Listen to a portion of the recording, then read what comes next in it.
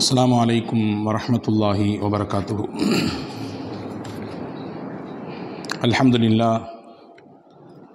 அல்ஹம்துலில்லாஹி ரப்பில் ஆலமீன் வனுஸல்லி வனுஸல்லிமு அலா ரசூலில் கரீம் வ அலா ஆலிஹி வ அஸ்ஹாபிஹி அஜ்மஈன். قال الله تعالى في القرآن الكريم والفرقان الحميد. أعوذ بالله من الشيطان الرجيم. بسم الله الرحمن الرحيم. وابتغ فيما آتاك الله الدار الآخرة ولا تنس نصيبك من الدنيا وأحسن كما أحسن الله إليك إن الله لا يحب المفسدين. وقال نبينا محمد رسول الله صلى الله عليه وسلم: ليس بمؤمن من بات شعبان وجاره إلى جنبه جائع وهو يعلم. اللهم صل على سيدنا محمد وعلى آل سيدنا محمد وأنزله المقعد المقرب عندك يوم القيامة. எல்லாம் வல்ல அல்லாஹுவின் திருப்பெயர் போற்றி துவங்குகிறேன். அன்னலம் பெருமானார் முஹம்மது ரசூலுல்லாஹ் ஸல்லல்லாஹு அலைஹி வஸல்லம் அவர்கள் மீதும் அவர்களை பின்பற்றிய சத்திய சஹாபாக்கள், நல்லோர்கள், சுகதாக்கள், சாலிஹீன்கள், குறிப்பாக இந்த ஜும்மாவின் அவைக்கு வருகை தந்திருக்கிற வர இருக்கிற எல்லா மக்களின் மீதும் எல்லாம் வல்ல அல்லாஹுவின் அன்பும் அருளும் என்றும் நிறைவாக நின்று நிலவட்டுமாக. ரப்புல் ஆலமீன் அல்லாஹ் நம்முடைய பாவங்களை, தவறுகளை மன்னித்து அவனுடைய திருப்பொருத்தத்திற்குரிய நன்மக்களாக நம் யாவரையும் சேர்த்து கொள்வானாக. வாழும் காலம் வரை நிறைவான ஆரோக்கியத்தையும் நீண்ட வாழ்வையும், மருத்துவமனையின் அனைத்து விதமான துன்பதுயரங்களை விட்டு நம்மையும் நம்முடைய குடும்பத்தினர்களையும் சந்ததிகளையும் அல்லாஹ் காத்து ரட்சிப்பானாக. அல்லாஹுவின் ஆலயமாம் காபாவையும் அன்னலம் பெருமானார் ஸல்லல்லாஹு அலைஹி வஸல்லம் அவர்களின் புனிதமான ரவுதாவையும் புனிதத்திற்குரிய பைத்துல் முகத்தஸையும் மீண்டும் மீண்டும் ஹஜ்ஜு உம்ரா ஜியாரா செய்திட நம் எல்லோருக்கும் குடும்பத்துடன் அல்லாஹ் வாய்ப்பை தருவானாக.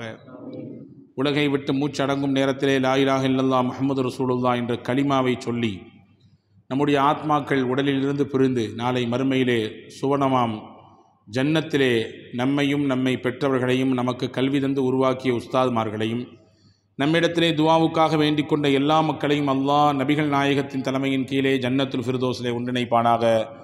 ஆமீன் யா ரப்பல் ஆலமீன். கண்ணியத்திற்குரிய சகோதரர்களே, பாசத்திற்குரிய மூமின்களே,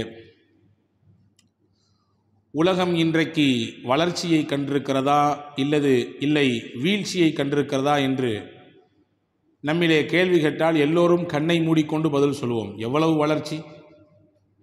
உலகில் எங்கே நடந்தாலும் என்ன செய்தி ஆனாலும் நிமிட பொழுதில், சனப்பொழுதில் நம் கவனத்துக்கு வந்துவிடுகிறது. தூர தேசத்தில் இருக்கும் விஷயங்களும் கூட பக்கத்தில் நெருங்கி இருப்பதை போன்ற ஒரு உணர்வு. தகவல் பரிமாற்றமாகட்டும், தொழில்நுட்பங்களாகட்டும், எல்லாம் வளர்ச்சி தானே. மனிதன் செய்யக்கூடிய காரியங்களை எல்லாம் இன்று மிஷின்கள் செய்து கொண்டிருக்கிறது. ஏன் மிஷின் கூட வேண்டாம், இன்றைய காலகட்டத்தில் ஏஐ என்று சொல்லக்கூடிய அந்த தொழில்நுட்பம் எவ்வளவு பெரிய உதவியாக பலருக்கு பணிகள் சார்ந்து, அவர்கள் செய்யக்கூடிய வேலைகள் சார்ந்து எவ்வளவு உதவிகளை செய்து கொண்டிருக்கிறது என்று சொல்லுவோம். தொழில்நுட்பம், மனிதன் பயன்படுத்தக்கூடிய கருவிகள், இன்ன பிற சாதனங்கள் உள்ளபடியே உலகத்தை சுருக்கி நம் கைகளிலே தந்துவிட்டது. வளர்ச்சி தான். ஆனால் இது ஒரு புறம் வளர்ச்சி என்றால், மனித மனங்கள் எல்லாம் இன்று நிறைய சுருங்கி போயிருக்கிறது. உலகம் விரிந்து விட்டது, ஆனால் மனித மனங்கள் நிறைய சுருங்கிவிட்டது. வேறு வேறு வீடுகளிலே, வேறு வேறு ஊர்களிலே வாழ்ந்த காலங்கள் உண்டு. ஆனால் அன்பும் பாசமும் அந்த நேசமும் ஒரு மிகப்பெரிய ஒரு பாலமாக நமக்கிடையில் இருந்தது. ஆனால் இன்றைக்கு ஒரே வீடு தான், ஆனால் உள்ளங்கள் எல்லாம் தனித்தனியாக இருக்கிறது. எனவே அன்புக்குரிய சகோதரர்களே, இஸ்லாம் உள்ளத்தை விரிவடைய செய்வதற்காக எல்லா மக்களுக்குமான சிறந்த பொதுநல சிந்தனையோடு வாழ வேண்டும் என்பதை நமக்கு கற்றுத்தருகிறது. சுயநலத்தை நீங்கள் ஓரம் வைத்துவிட்டு உங்களுக்கானவர்களாக மட்டும் நீங்கள் வாழ்வதை கொஞ்சம் வைத்துவிட்டு எல்லோருக்கும் மாணவர்களாக சிந்திப்பதை, அது சார்ந்து செயல்பாடுகளில் ஈடுபடுவதை எப்படி நமக்கு மார்க்கம் கற்றுத்தருகிறது என்பதை தான் நாம் இன்றைய ஜும்மா தினத்திலே பார்க்க இருக்கிறோம். இது சார்ந்த செய்திகள் எக்கச்சக்கமாக நபிமொழிகளிலும் வரலாறுகளிலும் நிறைந்து கிடந்தாலும் ஒரு சில தகவலை உங்களுடைய கவனத்திற்கு நான் தருகிறேன். இதுவெல்லாம் நம்மை உத்வேகப்படுத்தும், இன்னும் நம்முடைய சிந்தனைகளை விரிவுபடுத்தும், சிறப்பான எண்ணங்களை தாங்கியவர்களாக நாம் உலகத்திலே வாழ்வதற்கு, பயணிப்பதற்கு அது உதவி செய்யும். எல்லாவற்றுக்கும் மேலாக ஒரு சிந்தனை மட்டும் மூமினின் கவனத்தில் இருந்தே வர வேண்டும். நாம் வாழும் பொழுது மட்டுமல்ல, வாழ்ந்து மறைந்ததற்கு பிறகும் ஞாபகம் கூறப்படுகிற நபராக நான் இருக்க வேண்டும். என்னுடைய செயல்பாடுகள் மனித மனங்களில் சிறந்த துவாக்களாக எனக்கு கிடைக்க வேண்டும். அது வாழ்க்கையிலும் சரி, வாழ்ந்து மறைந்ததற்கு பிறகும் சரி. இப்படியான ஒரு உயர்நிலையை அடைவதற்கு இஸ்லாம் அழகான வழிகளை சொல்லித் தருகிறது.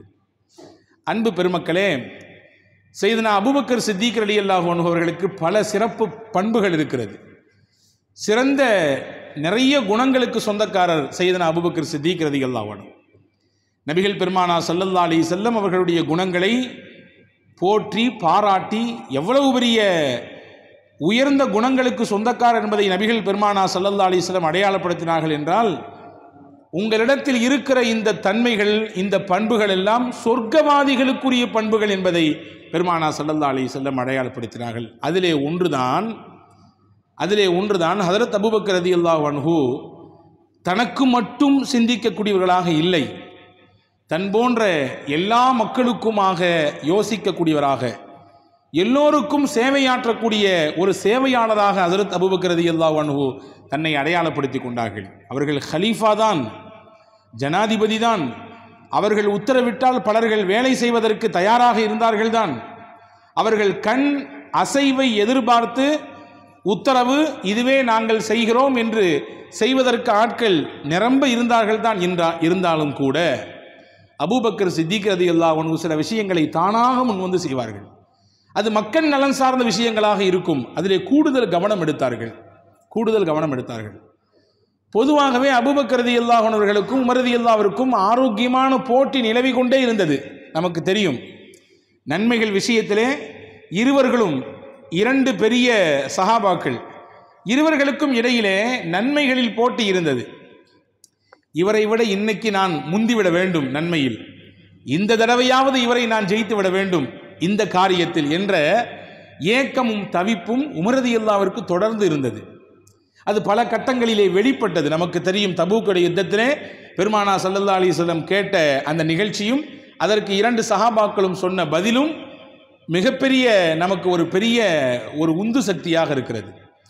அந்த அபூபக்கர் ரலியல்லாஹு அன்ஹு அவர்களை யோசித்துக் கொண்டே இருந்தார்கள் உமர் ரலியல்லாஹு அன்ஹு, எப்படியாவது இவர் செய்யும் செயலை செய்து நாமும் அல்லாஹ்விடத்தில் உயர்ந்த இடத்தை பெற்றுக்கொள்ள வேண்டும் என்ற அந்த எண்ணப்பாடு ஹஜ்ரத் உமர் ரலியல்லாஹு அன்ஹு மனதிலே ஆழமாக இருந்து கொண்டே இருந்தது. தொடர்ச்சியாக கவனித்தார்கள். அபூபக்கர் ரலியல்லாஹுவின் தொடர் செயல்களில் ஒன்று, தினசரி காலையில் ஃபஜர் தொழுது முடித்துவிட்டு வேகமாக போவார்கள். மதீனாவின் எல்லைக்கு போய் ஏதோ சில காரியங்கள் செய்துவிட்டு வேகமாக வருவார்கள். 1-2 நாட்கள் கவனித்த ஹஜ்ரத் உமர் ரலியல்லாஹு அன்ஹு ஒரு நாள் பின்னாடியே போனாங்களாமா.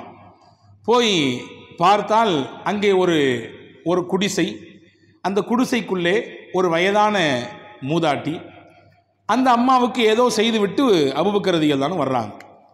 உமர் ரலியல்லாஹு அன்ஹு போய் விசாரித்து விட்டார்கள். அந்த பெண்ணுக்கு கண் தெரியாது, பராமரிப்பதற்கு ஆள் இல்லை. அவர்களுக்கான பராமரிப்பையும் அவர்களுக்கான உணவு தேவையையும் அங்கே அலங்கோலமாய் கிடக்கக்கூடிய வீட்டை கூட்டி பெருக்கி சுத்தம் செய்து அந்த பணிகளை எல்லாம் செய்து முடித்துவிட்டு வருவார்கள். இதுதான் செய்தி.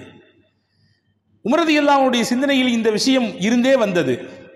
ஒரு நாள் ஹஜ்ரத் அபூபக்கர் ரலியல்லாஹு அன்ஹு உலகத்தை விட்டு மறைந்து விட்டார்கள்.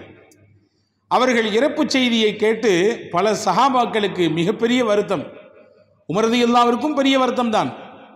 உமர் ரலியல்லாஹு அன்ஹு தனக்கு பிறகு ஆட்சியாளர் என்பதை அடையாளப்படுத்திவிட்டு சமுதாயத்திற்கு காண்பித்து கொடுத்துவிட்டு போனவர்கள் சையதுனா சித்திகுல் அக்பர் அபூபக்கர் ரலியல்லாஹு அன்ஹு. இறந்த ஒன்று அவங்களுக்கான சிந்தனை.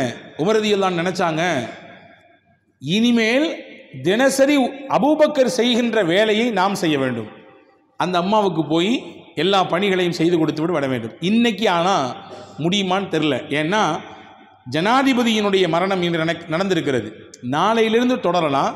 ஆனால் இன்னைக்கு விட்டுட்டா எப்படி, அவங்களுக்கு சாப்பாடு வேணுமே, அந்த பராமரிப்புலாம் செய்யணுமே என்று நினைத்து உமர் ரலியல்லாஹு அன்ஹு ஒரு தோழரை கூப்பிட்டு அவர் கையிலே கொஞ்சம் பேரித்த பழங்களை எல்லாம் புறக்கி எடுத்து கையில் கொடுத்து அடையாளம் சொல்லி, இந்த ஊர் இந்த இந்த இந்த ஊரில் இந்த இடம், அங்கே வயதான ஒரு பாட்டி இருப்பார்கள், அவரிடத்துல போய் கொடுத்து அங்கே கூட்டி பெருக்கி சுத்தம் பண்ணிட்டு வரணும் அப்படின்னு சொல்லி அனுப்புகிறாங்க. இவர் போனார். போனவர் போய் அந்த வீட்டை அடையாளம் கண்டார். உள்ளே இருந்த கண்டறியாத மூதாத்தியை சந்தித்தார். கூட்டி பெருக்கினார், பால் கறந்தார், எடுத்து பக்கத்தில் வைத்தார். கூப்பிட்டு கையிலே பேரிச்சம்பழங்களை கொஞ்சத்தை வைத்தார். வாங்கியவுடன் அந்த பெண்மணி சொன்னதாம், என்ன அபூபக்கர் இறந்து போயிட்டாங்களா அப்படின்னு கேட்டுச்சான். அபூபக்கர் இறந்து விட்டார் என்ற செய்தி மதீனாவின் உட்புறத்தில் கூட அவ்வளவு வேகமாக பரவவில்லை இன்னும். ஆனால் மதீனாவின் எல்லை பகுதியில் இருந்த அந்த வயதான பாட்டிக்கு, அந்த வயதான மூதாட்டிக்கு அபூபக்கர் இறந்து விட்டார் என்ற செய்தி எங்கனம் தெரியும்? வாய்ப்பே ரொம்ப குறைவுதானே. வந்தவர் உமர் ரலியல்லாஹுவிடத்திலே கதையை சொன்னார். இந்த மாதிரி போனேன், நீங்கள் சொன்னதெல்லாம் செஞ்சேன், கையில் பேரிச்சம்பழத்தை வாங்கின உடனே அந்த அம்மா அபூபக்கர் இறந்து போயிட்டாரா அப்படின்னு கேட்குதுங்க அப்படின்னா. பதறி துடித்து போய் ஹஸரத் உமர் ரலியல்லாஹு அன்ஹு வேகமாக போக அந்த வயதான தாயாரிடத்தில் கேட்டார்கள். அபூபக்கர் இறந்துட்டார்ன்றது உண்மைதான், ஆனால் மதீனாவின் உள்பாகத்திலேயே இன்னும் அந்த தகவல் போய் சேரல. நீங்கள் அவுட்டில் இருக்கிறீங்க, மட்டுமல்ல உங்களுக்கு செய்தி சொல்லி கொண்டு வந்ததும் யாரும் வந்ததாக எனக்கு தெரியவில்லை. எப்படி உங்களுக்கு தெரிஞ்சு? அவங்க இறந்து போயிட்டாங்கன்ற தகவல் உங்களுக்கு எப்போ தெரியும்? உடனே அந்த அம்மா சொன்னாங்க, நான் அனுமானத்தில் தான் சொன்னேன், இது உறுதியாகவும் ஆகிவிட்டது. அல்லாஹ் அவரை மன்னிக்கட்டும், அவருக்கு உயர்ந்த அந்தஸ்தை தரட்டும். தினசரி என்னை வந்து அபூபக்கர் பராமரித்து கொண்டிருந்தார். வீட்டை கூட்டுவார், பெருக்குவார், பால் கறப்பார், எனக்கு தேவையான ஜாமான்களை எல்லாம் எடுத்து பக்கத்தில் வைத்து விடுவார். எனக்கு கண் தெரியாது என்பதினாலே அபூபக்கர் தினசரி வரும் பொழுது பேரிச்சம்பழத்தை ரெண்டாக பிட்டு உள்ளே இருக்கிற அந்த விதையை எடுத்து வெளியே போட்டுவிட்டு அந்த சிரமத்தையும் கூட எனக்கு கொடுக்காமல் கையிலே பழத்தை மட்டும்தான் கொடுப்பார். நான் சாப்பிட்டு விடுவேன். இன்னைக்கு என் கையில் பழம் இருக்கிறது, ஆனால் பழத்துக்குள்ளே விதையும் இருக்கிறது. கொண்டு வந்து கொடுத்தவர் வேறொருவர் என்பதை புரிந்து கொண்டேன். அவர் கொடுத்து அனுப்பினாலும் இப்படித்தான் கொடுத்து அனுப்புவார், அவர் வர முடியாத பட்சத்திலே. இப்போ அவர் கொடுத்து அனுப்பணும்னா வேற யாரும் இந்த விஷயத்தை செஞ்சிருக்காங்க, அப்போ அவருக்கு எதுவும் ஆகிப்போச்சு. உறுதியாக நம்பினேன் அபூபக்கருக்கு ஏதோ ஆகிவிட்டது என்று. எனவே தான் கேட்டேன் என்று அந்த பெண்மணி சொன்ன பொழுது அதில் செய்தனா உமர் ரலியல்லாஹு அன்ஹு கண்கலங்கி அழுதார்களாம். அபூபக்கர், ஜனாதிபதி அவர்களே, உங்கள் வாழ்ந்த காலத்திலும் உங்களை நான் முந்தவே முடியவில்லை. நீங்கள் இன்றைய தினம் உலகத்தை விட்டு மறைந்து விட்டீர்கள். அல்லாஹ்விடத்திலே உங்களுக்கு உயர்ந்த அந்தஸ்து இருக்கிறது, மறுமை வாழ்க்கை உங்களுக்கு துவங்கிவிட்டது. இப்பவும் உங்களை என்னையால் முந்த முடியலையே. வாழ்நாளிலும் சரி, நீங்கள் இந்த வாழ்க்கையை முடித்து மறுமை வாழ்க்கையை துவங்கிய இந்த நேரத்திலும் உங்களை என்னால் முந்த முடியவில்லையே என்று ஹதரத் சையதுனா உமர் ரலியல்லாஹு அன்ஹு கலங்கினார்கள் என்பதாக வரலாற்று செய்திகள் உண்டு. அன்பர்களே, இதுதான் பிறருக்கு எப்படியான சிறந்த சிந்தனையோடு, பரந்துபட்ட எண்ணத்தோடு, சேவை மனப்பான்மையோடு வாழ்ந்திருக்கிறார்கள் முன்னோர்கள் என்பதை நாம் கவனத்தில் கொள்ள வேண்டும். முஹம்மது ஸல்லல்லாஹு அலைஹி வஸல்லம் குடும்பத்திலே உள்ளவர் தான் ஒருவர், ஸைனுல் ஆபிதீன் என்று வரலாற்றிலே அவருக்கு பெயர் இருக்கிறது. மிகப்பெரிய கண்ணியத்திற்கு உரியவர். ரசூலுல்லாஹி ஸல்லல்லாஹு அலைஹி வஸல்லம் குடும்பத்துக்காரர் என்பதினாலும் கண்ணியம், அவரிடத்திலே இருந்த உயர்ந்த பண்புகளை கொண்டு மக்கள் மதித்தார்கள். எந்த அளவுக்கு என்ற வரலாற்றில் எழுதுறாங்க, அன்றைய காலகட்டத்தில் ஆட்சியாளர்களாக இருந்தவர்கள் மக்காவுக்கு வந்தாலும் கூட தள்ளி போங்க, கொஞ்சம் இடம் விடுங்க, மன்னர் வந்திருக்கிறாரு, ஆட்சியாளர் வந்திருக்கிறாரு, அவர் கொஞ்ச நேரம் ஹஜருல் அஸ்வத் கல்லை முத்தமிடட்டுமே என்று கேட்டுத்தான் வழியை ஏற்படுத்தி கொண்டு போவார் மன்னர், ஆட்சியாளர் முத்தமிடுவார். ஆனால் ஸைனுல் ஆபிதீன் ரஹ்மஹுல்லா வந்தார்கள் என்றால் மக்கள் தானாக வழிவிடுவார்கள். ரொம்ப இயல்பாக வந்து ஹஜருல் அஸ்வத் கல்லுக்கு பக்கத்திலே வந்து நின்று இயல்பாக முத்தம் கொடுத்து விட்டு சாதாரணமாக கடந்து போவார். அப்போதான் ஒரு நாள் அந்த ஆட்சியாளர் கேட்டாராம், நம்ம ஆட்சியாளர் பெரிய அதிகாரத்தில் இருக்கிறோம், நம்ம வந்தாலும் கூட யாரும் நம்மளை மதிக்கிறது கூட இல்லை, பக்கத்தில் பார்க்கறது கூட இல்லை, யார் இவர் என்று கேட்ட பொழுது மக்கள் எல்லாம் சொன்னார்களாம், முஹம்மது ஸல்லல்லாஹு அலைஹி வஸல்லம் குடும்பத்துக்காரர்கள், மக்களின் மனங்களை எல்லாம் இவர் வென்றெடுத்திருக்கிறார், எனவே தான் மக்கள் இவருக்கு கொடுக்கக்கூடிய மரியாதை என்று சொன்னார்களாம். அன்பு சகோதரர்களே, அந்த ஸைனுல் ஆபிதீன் ரஹ்மஹுல்லாவை பற்றி ஒரு செய்தி இருக்கிறது. அவர்கள் யாரெல்லாம் ஏழ்மையில் இருக்கிறார்களோ, மிகப்பெரிய தேவையோடு இருக்கிறார்களோ அவர்களை எல்லாம் கண்டெடுத்தார்கள், நோட் பண்ணாங்க.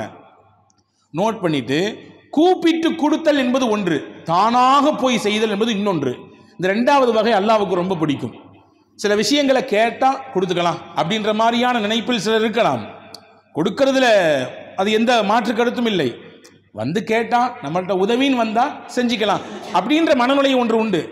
இன்னொன்று தானாக வந்து கேட்பது, ஏதாவது தேவையா, ஏதாவது செய்யணுமா, ஏதாவது உங்களுக்கான உதவிகள் தேவைப்படும் என்ற பார்வையில் தானாக போய் செய்வது. இந்த ரெண்டாவது தரத்தில் உள்ளவர்கள் ஸைனுல் ஆபிதீன் ரஹ்மத்துல்லாஹ். யாருக்கும் தெரியாது அவர்கள் கொடுப்பது, அல்லாஹ்விற்கு மட்டும்தான் தெரியும். நபிகள் சொன்னார்களே, தர்மத்தில் தானத்தில் சிறந்தது எது? வலதுகை கொடுக்கும், ஆனால் அது இடதுகைக்கு தெரியாது. அப்படின்னா என்ன அர்த்தம்? ரகசியமாக செய்வார், அல்லாஹ்விற்கு மட்டும்தான் தெரியும். அந்த ரகசியமாக செய்யக்கூடிய செயல்பாட்டுக்கு அல்லாஹ்விடத்தில் கூடுதல் அங்கீகாரம் உண்டு, கூடுதல் அங்கீகாரம் உண்டு. எனவேதான் தொழுகைகளிலேயே தஹஜ்ஜுத் தொழுகைக்கு தனி இடம் இருக்கிறது, ரொம்ப பெரிய இடம் இருக்கிறது. காரணம், அது ரகசியமான நேரம், அது எல்லாரும் உறங்கிக் கொண்டிருக்கக்கூடிய நேரம். யாருடைய பார்வையும் பெரிதாக படுவதற்கு வாய்ப்பு ரொம்ப ரொம்ப குறைவு. சொல்லப்போனால் வீட்டில் மனைவிக்கு கூட தெரியாக இருப்பதற்கு வாய்ப்பு இருக்கிறது. எனவே அந்த அமலுக்கு அல்லாஹ்விடத்தில் பெரிய அங்கீகாரம். இப்படி பார்த்து பார்த்து ரகசியமாக செய்வார். அவரால் பல மக்கள் பயன்பெற்றார்கள், பல மக்கள். அவர் வாழ்ந்த காலகட்டத்திலே அவரால் பயன்பெற்றவர்களின் பட்டியல் நீண்டு போனது. டெய்லி போய்கிட்டே இருக்கும் உதவி. ஒரு நாள் அந்த மக்களுக்கெல்லாம் உதவி போகவில்லை, அதாவது தேவையுடைய மக்களுக்கு எந்த உதவியும் போகல. அப்பதான் தெரிஞ்சுதான் இது நாள் வரை நமக்கு உதவி செய்தவர் ஸைனுல் ஆபிதீன் தான். எப்படி தெரிந்தார்கள்? அவர் இறந்து போய்விட்டார், அன்றைய தினம் உதவி போகவில்லை. அவருடைய ஜனாசாவை குளிப்பாட்டினார்கள். குளிப்பாட்டுகிற சமயத்திலே அவர்களுடைய தோல் புஜத்திலே, அவர்களுடைய கையிலே காய்ப்பு இருந்ததாம்.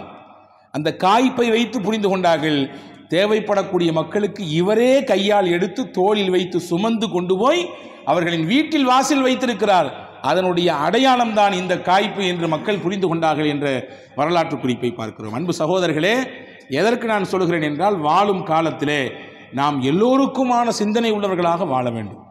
குறுகிய மனப்பான்மையை எடுத்து ஓரம் வைக்க வேண்டும். பொதுநல பார்வை, பொதுநல சிந்தனை. நாம் நமக்கானவர்களாக மட்டும் இல்லை, எல்லோருக்குமானவர்களாக இருக்கிறோம். நமக்கு இறைவன் என்ன தந்திருக்கிறான்? நம்மிலே பலர் நினைத்திருக்கிறோம் ரிஸ்க் என்றால் காசு பணம் என்பது மட்டும். கிடையாது, அது மட்டும் ரிஸ்க் கிடையாது. ரிஸ்க் என்றால் பொருளாதாரமும் ரிஸ்க் தான், உணவும் ரிஸ்க் தான். அல்லாஹ் நமக்கு அறிவை தந்திருக்கிறான், அதுவும் ரிஸ்க் தான். ஆலோசனை சொல்லக்கூடிய ஆற்றலை தந்திருக்கிறான், அதுவும் ரிஸ்க் தான். மிகச்சிறந்த நிர்வகிக்கக்கூடிய ஆற்றலை தந்திருக்கிறான், அதுவும் ரிஸ்க் தான். ஒரு தீர்க்க முடியாத பிரச்சனைகளிலே தீர்வை சொல்லக்கூடிய அந்த சமயோஜிதத்தை கொடுத்திருக்கிறான், அதுவும் ரிஸ்க் தான். இதுவும் பிறருக்கு பயன்படும் விதத்திலே மனிதன் அமைத்துக் கொள்ள வேண்டும் என்று மார்க்கம் விரும்புகிறது. எனவே அன்புக்குரிய சகோதரர்களே, அந்த சிந்தனையோடு நாம் வாழ வேண்டும் என்பதை இஸ்லாம் நமக்கு அழுத்தம் திருத்தமாக சொல்லித் தருகிறது. செய்தனா முஹம்மது ரசூலுல்லாஹி ஸல்லல்லாஹு அலைஹி வஸல்லம் அன்னவர்கள் சொல்லக்கூடிய ஒரு ஹதீதை நாம் இங்கே கவனத்தில் கொள்ள வேண்டும். ரசூலுல்லாஹ் சொன்னார்கள், லைஸ பிமுமினின் மன் பாத்த ஷஅபானுன் வஜாருஹு இலா ஜம்பிஹி ஜாயிஉன் வஹுவ யஅலம். ஒருவர் இரவு தூங்குவதற்கு படுக்கைக்கு செல்கிறார். அவர் சாப்பிட்டாரு, வயிறு நிறைஞ்சு போச்சு, படுக்கைக்கு போனார். ஆனால் அவருக்கு பக்கத்தில் இருக்கக்கூடியவர் பசியோடு இருக்கிறார். அவர் பக்கத்து வீட்டுக்காரராக இருக்கலாம், அல்லது நண்பராக இருக்கலாம், அல்லது எதிர் வீட்டுக்காரராக இருக்கலாம், அல்லது ஒரே ஃப்ளாட்ல குடியிருக்கக்கூடியவராக இருக்கலாம், யாரோ வைத்துக் கொள்ளுங்கள். இவருக்கு தெரியுது அந்த வீட்டில் கஷ்டம் இருக்குன்னு, அந்த வீட்டில் சிரமம் இருக்குன்னு இவருக்கு தெரியுது. ஏதோ ஒரு பொருளாதார நெருக்கடியில் அவங்க சுத்திக்கிட்டு வர்றாங்கன்றது இவர் உணர்றாரு. ஆனால் இவரு நல்லா சாப்பிட்டு நல்லா நிம்மதியாக படுக்கைக்கு போறார். ரசூலுல்லாஹ் சொன்னார்கள், இந்த வார்த்தையை கவனிங்கள், லைஸ பிமுமினின், அவர் உண்மையான இறை விசுவாசி கிடையாது என்றார்கள்.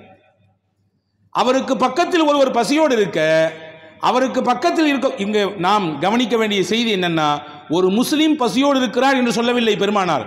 ஒரு மனிதர், யாரோ ஒரு மனிதர், அவர் எந்த மதத்தை சேர்ந்தவராக இருந்தாலும் சரிதான், அவர் எந்த கொள்கைக்கு உள்ளவராக இருந்தாலும் சரிதான், ஆனால் பசியோடு இருக்கிறார். அங்கே மனிதம் வீழ்ந்து கொண்டிருக்கிறது, அங்கே மனிதம் கொஞ்சம் கொஞ்சமாக இறப்பை நோக்கி நகர்ந்து கொண்டிருக்கிறது. ஆனால் இதை பற்றி எந்த கவலையும் அக்கறையும் இவருக்கு இல்லவே இல்லை. நபிகள் சொன்னார்கள், அப்படி என்றால் உங்கள் உள்ளத்திலே இறை நம்பிக்கை குறைந்திருக்கிறது என்று அர்த்தம். உண்மையான இறை விசுவாசியினுடைய அடையாளம் இதுவல்ல, துடிக்க வேண்டும் உள்ளம். ஒருவருக்கு சங்கடம் என்றால், கஷ்டம் என்றால் துடிக்க வேண்டும். என்ன ரீதியில் இவருக்கு நம்மாலான உதவிகளை செய்ய முடியும்? அன்பு சகோதரர்களே, நேற்றைய தினம் சுதந்திர தினம் 78வது ஆண்டு கொண்டாடப்பட்டிருக்கிறது. தமிழகத்திலே பல வீர சாகசம் செய்தவர்கள், பல்வேறு விதமான நல்ல விஷயங்களை செய்தவர்கள் எல்லாம் கூப்பிட்டு முதல்வர் விருதுகளை கொடுத்திருக்கிறார்.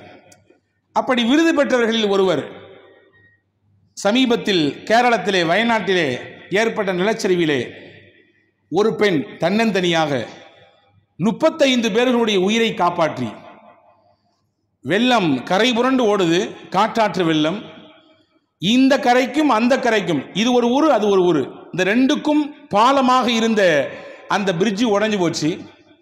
இங்கிருந்து அங்கிட்டு போக முடியாது. இடையில ஒரு பெரிய ரோப் போட்டிருக்காங்க. இந்த ரோப்பின் வழியாகத்தான் கடந்து அங்கே பயணிக்க வேண்டும். இந்த அம்மா சஃபீனா என்பது அந்த பெண்ணின் பெயர். தனியாக இதுவரை அப்படி அந்த ரோப்பிலே அந்த பெண்மணி பயணித்ததே இல்லை. இதுதான் ஃபர்ஸ்ட். பயணித்து அங்கே போய் தன்னுடைய மருத்துவ உபகரணங்களை எல்லாம் கொண்டு போய் அங்கே இருந்த உயிருக்கு போராடி கொண்டிருந்த ஒரு சுமார் 35 பேருடைய உயிரை காப்பாற்றியிருக்கிறது.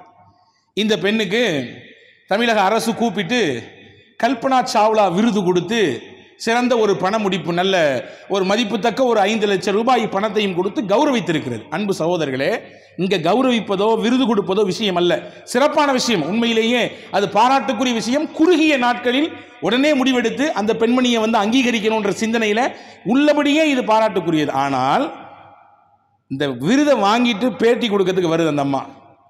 பேட்டி எடுப்பவர்கள் கேட்கிறார்கள், உங்களுக்கு உயிர் மேலே பயமே இல்லையா? எல்லாம் அப்படி வேக வேகமாக தண்ணி போகுது, ஒரே மரண ஓலம், எங்கே திரும்பினாலும் மரண ஓலம். நீங்கள் இதுக்கு முன்னாடி உங்களுக்கு இதில் சர்வீஸ் கிடையாது, பழக்கமும் கிடையாது, இதெல்லாம் நீங்கள் கவனத்தில் கொள்ளலையா அப்படின்னு கேட்கும்போது அந்த அம்மா சொன்ன பதில் இதான் கவனத்தைப்படுத்த வேண்டியது. எனக்கு பழக்கம் இல்லை, அனுபவம் இல்லை, சரிதான். இதில் இப்படியெல்லாம் பயணித்து பழக்கம் இல்லை. தண்ணீர் தான் கரை உரண்டு தான் ஓடுகிறது, சரிதான். இங்கே இருந்து அங்கே கடப்பதற்கு பாலம் இல்லை, இதுவும் சரிதான். எனக்கு இதுவெல்லாம் பெரிதாக தெரியவில்லை. என் காதுகளிலும் உள்ளங்களிலும் திரும்ப திரும்ப கேட்ட விஷயம், அந்த பகுதியில் இருக்கிற உயிருக்கு போராடுபவர்களை எப்படியாவது பாதுகாக்க வேண்டும், எப்படியாவது பாதுகாக்க வேண்டும், எப்படியாவது என்னால் முடிந்ததை செய்ய வேண்டும் என்ற நினைப்பு தான் என்னை அறியாமல் இப்படி செய்ய வைத்தது. இதை நான் செய்தது விளம்பரத்திற்காக வேண்டியோ அல்லது பிறரின் பாராட்டையும் அங்கீகாரத்தையும் பெறுவதற்காக வேண்டிய கிடையாது என்று அந்த பெண்மணி சொன்னது உள்ளபடியே எவ்வளவு தூரம் வரவேற்க வேண்டிய விஷயம். அன்பு சகோதரர்களே, தன் உயிரையும் பொருட்படுத்தாமல் சில விஷயங்களை செய்யக்கூடியவர்களை உலகம் அங்கீகரிக்கிறது. தியாகிகள் என்று சொல்கிறது இல்லையா? இன்னைக்கு சுதந்திர போராட்ட தியாகிகளை நாம் ஒவ்வொரு வருடம் நினைவு கூறுகிறோம். எதுக்கு? அவர்கள் தங்களுடைய உயிரை, தங்களுடைய இரத்தத்தை, தங்களுடைய வாழ்க்கையை தூக்கி எறிந்துவிட்டு ஒரு உயர்ந்த கொள்கைக்காக வேண்டி, லட்சியத்திற்காக வேண்டி தன்னை அர்ப்பணிக்க வந்தார்கள். உலகம் உள்ளளவும் அவர்களை அங்கீகரித்துக் கொண்டே இருக்கும். ஷஹீதுகளுக்கு அல்லாஹ் பெரிய அந்தஸ்தை தருவான். உங்களுக்கு தெரியலாம், யாருக்கும் தராத அந்தஸ்தை அல்லாஹ் ஷஹீதுகளுக்கு தருகிறான். ஹதீஸிலே வந்திருக்கிறது, நபிகள் பெருமானா ஸல்லல்லாஹு அலைஹி வஸல்லம் அவர்கள் சொன்னார்கள், கஸ்தூரியினால் ஆன மேடைகளிலே தூக்கி வைத்து அவர்களை அலங்கரிப்பான். எல்லா பாவங்களும் அல்லாஹ் மன்னிக்கிறான். நிறைய சொன்னாங்க ரசூலுல்லாஹ். எனக்கு ஆசை, ரசூல் சொல்கிறார்கள், எனக்கு ஆசை, எனக்கு உயிர் கொடுக்கப்படணும், அல்லாஹ்வின் பாதையிலே ஷஹீதாக வேண்டும், மறுபடியும் உயிர் கொடுக்கப்பட வேண்டும், மறுபடியும் ஷஹீதானோ, இப்படி இருந்துகிட்டே இருக்கணும் அப்படின்னு ஆசைப்பட்டாங்க. ஏன் இவ்வளவு பெரிய அங்கீகாரம்? இவ்வளவு பெரிய அங்கீகாரம். அவர்கள் மொத்த பாவங்களும் ஒரு சொட்டு ரத்தம் பூமியில் விழுவதற்கு முன்பால் மன்னிப்பு. ஏன் இவ்வளவு பெரிய அங்கீகாரம்? ஏன் ஷஹீதாக வேண்டும் என்று தீராத ஆசையில் சஹாபாக்கள் இருந்தார்கள் என்றால், அன்பான சகோதரர்களே, அல்லாஹ் அவர்களின் உள்ளத்தில் இருக்கக்கூடிய இந்த தியாகத்தை பார்க்கிறான். இதை எடுத்துக்கொள்வதனாலே அல்லாஹ் கொடுக்கக்கூடிய வெகுமதி அது. தன் நலம் பாராமல் பொது நலத்தோடு தன் நலத்தை மறந்து இன்ன பிற உயர்ந்த லட்சியத்திற்காக வேண்டி தங்களை அர்ப்பணிக்க முன்வந்தார்கள் அல்லவா, அதற்கு அல்லாஹ் தரக்கூடிய வெகுமதி. இந்த வெகுமதியோடு தான், இந்த சிந்தனையோடு தான் நாம் வாழ வேண்டும் என்று இஸ்லாம் நமக்கு அழகாக கற்றுத்தருகிறது. நபி ஸல்லல்லாஹு அலைஹி வஸல்லம் உடைய காலத்திலேயே இந்த மாதிரியான சிந்தனை உள்ள பல பெண்கள் வாழ்ந்திருக்கிறார்கள். ருஃபைதா என்று சொல்லக்கூடிய ஒரு பெண்மணி, தி வேர்ல்டிலேயே ஃபர்ஸ்ட் மொபைல் கிளினிக், மஸ்ஜித் நபவியிலேயே ஒரு கூடாரம், தனி கூடாரம் இருந்தது. மருத்துவ ஒரு முகாமை போன்றே அது அமைக்கப்பட்டிருந்தது. அதை நடத்துறது யாருன்னா அந்த ருஃபைதான்ற பெண்மணி தான். ஹந்தக் யுத்தத்திலே பல சஹாபாக்களுக்கு காயம் பட்டிருந்தது. பலருக்கு மருத்துவ உதவி தேவைப்படுகிறது. ஓடி ஓடி வருவார்கள் யாரிடத்திலே? இந்த அம்மாவிடத்தில். இந்த அம்மாவும் சுழன்று சுழன்று வருவார்கள். ஹதீஸிலே வந்திருக்கிறது, பெருமானா ஸல்லல்லாஹு அலைஹி வஸல்லம் அவர்கள் அந்த யுத்தம் முடிந்ததற்கு பிறகு அந்த யுத்தத்திலே கலந்து கொண்டவர்களுக்கெல்லாம் கனிமத், போரில் கிடைக்கப்பட்ட வெற்றி பொருட்கள் பங்கிட்டு கொடுக்கப்படும். போரில் யாரெல்லாம் கலந்துக்கிட்டாங்களோ, யாருக்கெல்லாம் அடிபட்டிருக்கோ, யாரெல்லாம் காயப்பட்டிருக்காங்களோ அவங்களுக்கெல்லாம் அந்த பொருள் பங்கிட்டு கொடுக்கப்படும். அந்த பங்கில் ஒரு பங்கை இந்த அம்மாவுக்கு ரசூலுல்லாஹ் கொடுத்தாங்க. இவர்கள் போருக்கு வரவில்லை, வாள் எடுக்கவில்லை, நேருக்கு நேராக எதிரியை சந்திக்கவில்லை. ஆனாலும் அந்த யுத்தத்திலே காயம்பட்டவர்களுக்கு மருந்திட்டார்கள். ஓடி ஓடி போய் அவர்களுக்கான சேவைகளை செய்தார்கள். நபிகள் பெருமானா ஸல்லல்லாஹு அலைஹி வஸல்லம் அந்த சேவைகளை அங்கீகரித்தார்கள். அன்பு சகோதரர்களே, இந்த மாதிரியான சிந்தனை உள்ளவர்கள் தான் இன்றைக்கு நமக்கான தேவை என்பதை நாம் கவனத்தில் கொள்ள வேண்டும். மஸ்ஜிதுகள் தானே வயநாட்டிலும் கூட பெரிய ஒரு முன்னறிவிப்பை செய்திருக்கிறது. டெய்லி 5 வேளை பள்ளிவாசல்லே பாங்கு சொல்லப்படும். நமக்கு தெரியும், சகோதர சமயத்து மக்களுக்கும் தெரியும், முஸ்லிம்கள் என்றால் 5 நேரம் பாங்கொலி கொடுப்பார்கள் என்று. ஆனால் அன்னைக்கு ராத்திரி 2 மணிக்கு சத்தம் கேட்குது, அல்லாஹ் அக்பர் அல்லாஹ் அக்பர் என்று. அங்கே இருந்த ஒரு கிறிஸ்துவ சமுதாயத்தைச் சேர்ந்த ஒரு பெண்மணி சொல்லுகிறது. அந்த அம்மா பேர் மரியம்மா. அந்த அம்மா சொல்லுது, 2 மணிக்கு பள்ளிவாசல்லேருந்து சத்தம் கேட்குது, எங்களுக்கு ஒன்றுமே புரியலை. எந்திரிக்கிறோம், பார்த்தா வீட்டில் இருக்கக்கூடிய பொருட்கள்லாம் அங்கிட்டு இங்கிட்டு கீழே விழுது. வேக வேகமாக வெளியே வரும் நேரத்திலே பள்ளிவாசலிருந்து சத்தம் கேட்கிறது. அந்த மைக்கிலே, அந்த குப்பாவில் இருந்து நிலச்சரிவு ஏற்பட்டு கொண்டிருக்கிறது, எல்லாரும் கொஞ்சம் பாதுகாப்பாக இருங்க, இடம் இல்லாதவர்கள் வேகமாக பள்ளிவாசலுக்குள்ளே வாங்க, பள்ளிவாசலில் இடம் இருக்கிறது, நீங்கள் பாதுகாப்பாக இருங்க என்று மசூதியினுடைய அந்த பாங்கொலி கொடுக்கப்படக்கூடிய அந்த குழாயிலிருந்து எங்களுக்கான அறிவிப்பு இருக்கிறது. இந்த அறிவிப்பை செய்தவர் அந்த பள்ளியிலே இமாமாக இருந்த ஷிஹாபுத்தீன் என்று சொல்லக்கூடிய ஒரு இமாம். இன்னைக்கு வேதனை என்ன தெரியுமா? அந்த அறிவிப்பை செஞ்சுட்டு அந்த பள்ளிவாசல்லையே அவரே ஷஹீத் ஆயிட்டார். அறிவிப்பை செய்தார், எல்லாரும் பாதுகாப்புறீங்கன்னு சொன்னார். நிலச்சரிவு வந்துருச்சு, கொஞ்சம் நீங்க உஷாரா இருந்தீங்கன்னு சொன்னார். அந்த முண்டக்கை பள்ளியிலே, அவர் இமாமாக இருந்த பள்ளியிலேயே அவர் அங்கேயே நிலச்சரிவிலே சிக்கி அல்லாஹ்வின் பாதையிலே உயிரையும் விட்டுவிட்டார். அன்பர்களை எதற்கு சொல்கிறேன் என்றால், தனக்கு ஒரு சிரமம் வரப்போகிறது என்பதை உணர்ந்து, தனக்கு மட்டுமல்ல தன் உயிரை காப்பாற்றினால் போதும் என்ற சிந்தனையோடு அவர் ஓடி போய்விடவில்லை. இங்கே சுற்றி இருக்கக்கூடிய மக்கள், அது இஸ்லாத்தை சேர்ந்தவர்களாக இருந்தாலும் சரிதான், சகோதர சமயத்து மக்களாக இருந்தாலும் சரிதான், இந்த அறிவிப்பை கொடுத்து விடுவோம், நம்மால் இதுதான் முடியும், இதை செய்து விடுவோம். உடனடியாக செய்தார்.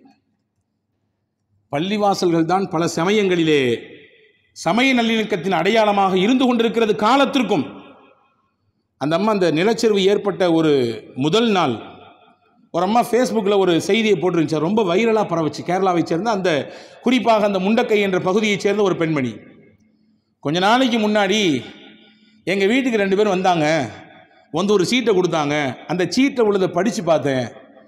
என்ன எழுதிருச்சுன்னா, பள்ளி பக்கத்திலே ஒரு கட்டிடம் கட்டுகிறார்கள், அங்கே தொழுகைக்காக வேண்டி ஏற்பாடு நடப்பது போன்று தெரிகிறது, கலெக்டருக்கு லெட்ரு மனு, இதை தடுத்து நிறுத்த வேண்டும். ஏன்னா இங்கே மசூதி வந்துச்சுன்னா 5 நேரம் பாங்கு சொல்லுவாங்க, அது எங்கள் பிள்ளைகளுக்கு பெரிய கஷ்டமாக இருக்கும், படிக்கிறதுக்கு சிரமமாக இருக்கும், பல்வேறு விதமான இடைஞ்சலை அதை தந்துவிடும். எனவே கலெக்டர் இதை கவனத்தில் கொண்டு அது வரவிடாமல் தடுக்க வேண்டும் என்ற கோரிக்கையோடு ஒரு மனுவை கொண்டு அந்த அம்மாட்ட கொடுக்குறாங்க. அது வாங்கி படிச்சுட்டு கிழிச்சிடுச்சு, தூர போட்டுடுச்சு. இதுக்கெல்லாம் நான் ஒத்துக்க முடியாதுன்னு அந்த பெண்மணி சொல்லுகிறது. அன்னைக்கு நான் யதார்த்தமாக செய்தேன், எனக்கு அந்த கருத்தில் உடன்பாடு இல்லை.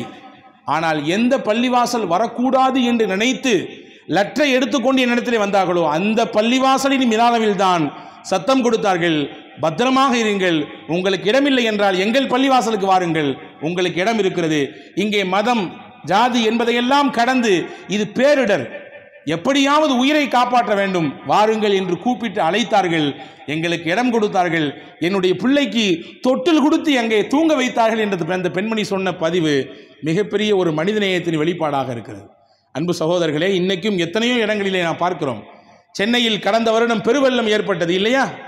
நமக்கு பக்கத்தில் இருக்கக்கூடிய பூந்தமல்லி மஸ்ஜிதில் இதே மாதிரியாக அதே மைக்கிலே அங்கே பாங்கு சொல்லக்கூடிய இடத்திலே அறிவிப்பு செய்து, யாரும் எங்கேயும் போக வேண்டாம், பயப்பட வேண்டாம், இங்கே எல்லாம் இருக்கிறது வசதி, இங்கே வந்து தங்கிக் கொள்ளலாம் என்று சொன்ன அறிவிப்பிலே நாம் பொதுநலத்தை பார்க்கிறோம். இது எங்கிருந்து கிடைத்தது? பெருமானா ஸல்லல்லாஹு அலைஹி வஸல்லம் கொடுத்தது. இது பெருமானா ஸல்லல்லாஹு அலைஹி வஸல்லம் கொடுத்தது. யாருக்கோ ஏதோ அதிலே நமக்கு என்ன சம்பந்தம்? நாம நல்லா இருக்கிறோமா, நம்ம ஊர் நல்லா இருக்கிறா, சேஃப்டியா இருக்கா, தண்ணி வரல, எந்த பிரச்சனையும் இல்லைல்ல, நம்ம பேசாமல் இருப்போம், உள்ள போயிட வேண்டாம் என்று நாமும் நினைத்து வீட்டில் இருக்கக்கூடியவர்களையும், தம்பி அங்கெல்லாம் போயிடக்கூடாது, என்று தடுப்பது முஸ்லிமின் பண்பல்ல. பெருமானார் தான் முதலில் வந்து நிற்பார்கள் பிரச்சனை என்றால். பெரிய சத்தம் மதீனாவிலே, நான் பல தடவை சொல்லியிருக்கிறேன். யார் என்ன என்று பரிதவித்து போய் மக்கள் வெளியே வந்து சத்தம் வந்த இடத்தை நோக்கி பார்க்க ரசூலுல்லாஹ் அங்கிருந்து வேகமாக குதிரையில் வந்தார்கள். யாரும் பயப்படாதீங்க, லா துராஉ லா துராஉ, எந்த அச்சமும் வேண்டாம், பதட்டமும் வேண்டாம், என்ன ஏதுன்னு நான் பார்த்துட்டு வந்துட்டேன், நிம்மதியாக போய் படுங்கன்னு நாங்கள் ஸல்லல்லாஹு அலைஹி வஸல்லம். இதுதானே சிந்தனை, பறந்துபட்ட சிந்தனை. தனக்கு ஒரு சிரமம் என்றால் எப்படி வலிக்குமோ அப்படித்தான் அடுத்தவருக்கு ஒரு சிரமம் என்றாலும் வலிக்க வேண்டும். அதை நீக்குவதற்கான சிந்தனையில் ஒரு முஸ்லிம் இறங்க வேண்டும் என்பதை நபிகள் பெருமானார் ஸல்லல்லாஹு அலைஹி வஸல்லம் அவர்கள் கற்றுத்தருகிறார்கள். இந்த மாதிரியான சஃபீனாக்கள் ஒரு தன்னுடைய உயிரை பொருட்படுத்தாமல் 35 நபர்களுடைய உயிரை பாதுகாத்திருக்கக்கூடிய இந்த மாதிரியான சஃபீனாக்கள், இந்த சிந்தனை உள்ளவர்கள் சமுதாயத்தில் இன்னும் இன்னும் அதிகரிக்க வேண்டும். அது பேரிடர் காலங்கள் என்பது மட்டும் இல்லாமல் தொடர்ச்சியாக வாழ்நாள் முழுக்க என்ன மாதிரியான சிரமத்தோடு மக்கள் இருக்கிறார்களோ, சந்திக்கிறார்களோ, அதிலே எப்படி நம்மால் ஒரு தீர்வை கொடுக்க முடியும், அது உதவி ரீதியாக இருந்தாலும் சரிதான், அல்லது சிந்தனை ரீதியாக இருந்தாலும் சரிதான், அல்லது ஆலோசனைகள் ரீதியாக இருந்தாலும் சரிதான், அந்த விஷயங்களை உடனுக்குடன் எடுக்க வேண்டும் ஒரு முஸ்லிம் என்பதை மார்க்கம் நமக்கு அழகாக அழுத்தம் திருத்தமாக சொல்லித் தருகிறது. வல்ல அல்லாஹ் அப்படிப்பட்ட உயர்ந்த சிந்தனைகளோடு வாழக்கூடிய தௌஃபீக்கை நசீபாக்குவானாக. கஷ்டங்கள், சிரமங்கள், பேரிடர்களை விட்டு வல்ல அல்லாஹ் எல்லா மக்களையும் காத்து ரட்சிப்பானாக. சிரமங்கள் ஏற்படுகிற சமயத்திலே, கூக்குரல்கள் ஏற்படக்கூடிய நேரங்களிலே நாம் ஒதுங்கி போய்விடாமல் களத்தில் நின்று நாம் நபிகள் காட்டி தந்த அந்த நிறைவான வழியிலே வாழக்கூடிய, உதவி செய்யக்கூடிய, மிகப்பெரிய தொண்டு செய்யக்கூடிய அந்த வாய்ப்பை வல்ல அல்லாஹ் நமக்கும் நசீபை தருவானாக. ஆமீன். வாஹிரு தாவானா அனில் ஹம்துலில்லாஹி ரப்பில் ஆலமீன். அஸ்ஸலாமு அலைக்கும் வரஹ்மத்துல்லாஹி வபரகாத்துஹு.